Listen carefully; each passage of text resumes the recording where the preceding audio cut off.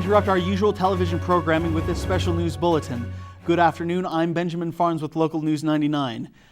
You probably just felt it. You weren't dreaming. We've just had an earthquake in southeastern Idaho. So far, here's what we know. There is moderate damage with multiple injuries, but no deaths have been reported. Here are some images coming in that viewers have sent us via their cell phones to look at some of the damage.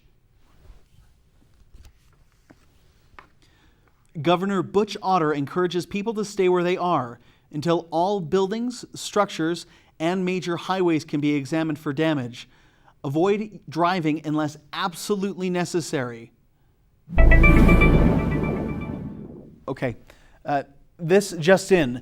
Mark Stevenson with the Idaho Office of Emergency Management says that the initial response with fire and EMS is nearly complete. There are upwards of 300 injuries total, with 100 people injured in Bear Lake County and another 100 injured in Franklin County. They believe that there are possibly 50 people with injuries in Oneida County. Caribou County has approximately 25 injuries. It's important to understand that these are preliminary numbers. The next step after getting everyone accounted for is a preliminary damage assessment and reviewing the structural integrity of critical infrastructure and key resources. There could also be problems with bridges and roads that will need to be addressed. Let's go to Levi Gunderson in the field with more information about this directly from the mouth of Mark Stevenson. Hey Levi, how you doing out there? I'm doing great, BJ. Excellent. Hey Levi, how will authorities know if buildings are safe to remain in? Who will determine if a building must be evacuated? Mark Stevenson says that a detailed assessment of public buildings can take several days. Teams of structural engineers will need to be called in order to provide specific details on some of the buildings. In the meantime, county officials will be assessing buildings as best they can. Buildings will then receive a placard in a prominent location.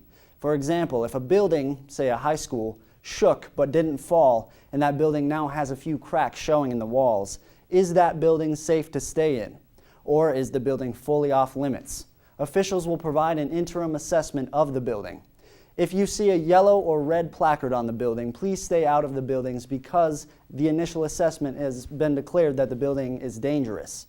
A green placard says the building has been reviewed and is safe.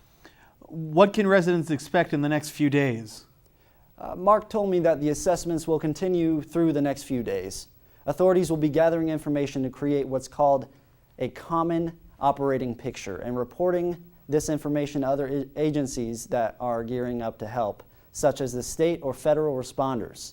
As the situation develops, authorities will request additional resources. What will authorities be focusing on in the next 24 hours? I'm being told that county officials will be focusing on life safety and first aid first and foremost. That means gearing up with medical facilities. If one of those hospitals is damaged or for some other reason needs to be evacuated, they need a place to go. So authorities might be asking other counties and even neighbors in Wyoming and Utah to help with temporary hospital equipment. I think we can expect those requests to include temporary hospital facilities in Montpelier and Franklin for sure. Oneida County hasn't seen too much damage, but there are reports that the hospitals might have some problems that would require partial movement of patients. Okay. Caribou County is close to all three of these counties, and they have key transportation links to the hardest hit areas in Montpelier and Preston. So Soda Springs could be used as a staging area for resources coming to this area. We're also being told that many of the survivors might need some help finding various assistance. Maybe a farmer needs to file a claim with an insurance company because a barn or equipment building is damaged. Mental and behavioral counseling is expected to be a major concern. Authorities are considering how to create a one-stop shop for these types of services, and they will let us know when a plan is finalized. Levi, now you're standing where the earthquake epicenter is believed to be. Are you sure you're safe out there? I am here at the Soaring Q's truck stop on Highway 161. All is quiet now, but a short time ago it was a pandemonium, Benjamin. People were running and screaming. They just weren't expecting the violent movement of the earth beneath their feet. It looks like you're on the roof of that building there, Levi? Yes, I wanted to give you a good view of the surroundings. No visible damage here. I think we're all surprised that there isn't more damage. But this is not directly over the epicenter. I do believe this area has building codes designed to withstand An earthquake of up to moderate size on the Richter scale. Oh no. What's that? Oh wow, it's an aftershock. Whoa, we're moving. This roof is unstable. We're shaking in the studio too, my friend, but not as bad as you. Please stay safe out there, Levi. Can you get down from there? I'm trying to hold on. Okay. Oh man. I think it's over. Are you okay? Things were going pretty crazy in the studio, but we're safe here. I think we're okay. We will assess the damage here and update you later. I need to get down from this roof. This is Levi Gunderson reporting. Back to you in the studio, Benjamin. Wow, an earthquake caught on camera.